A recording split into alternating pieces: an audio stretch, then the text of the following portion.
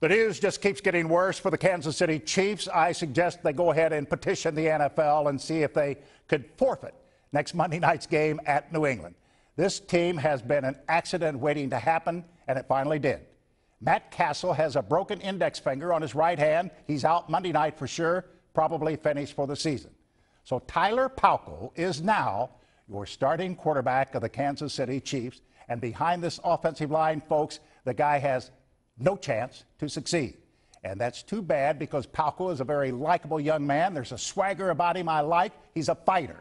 The Chiefs were already cooked, however. They're done. Forget about the standings. It doesn't matter. They might as well be 7 games out with 6 to play.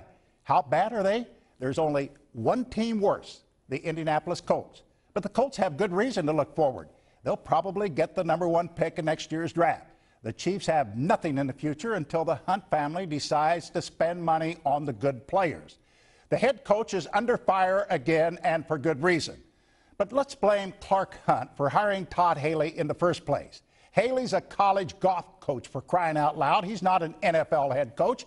2.5 years on the job, and this team still has no identity. The Chiefs have had 5 head coaches in the last 13 years. They've had back-to-back winning seasons one time during that stretch. You want to blame all 5 head coaches? Just go ahead, but the arrows should point directly to the Hunt family.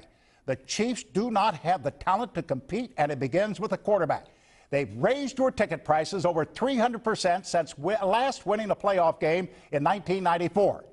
Now, if you're a fan, you become a glutton for punishment to allow this price gouging to go on year after year while this team wallows in mediocrity.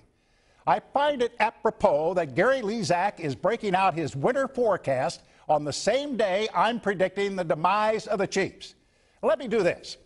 I'll go so far as to predict there will be at least 3 major snowstorms before the Chiefs win another football game this season. You know, that might be going out on the limb. But what the heck? That's something our fair weather forecaster would never do. That's Jack Smack.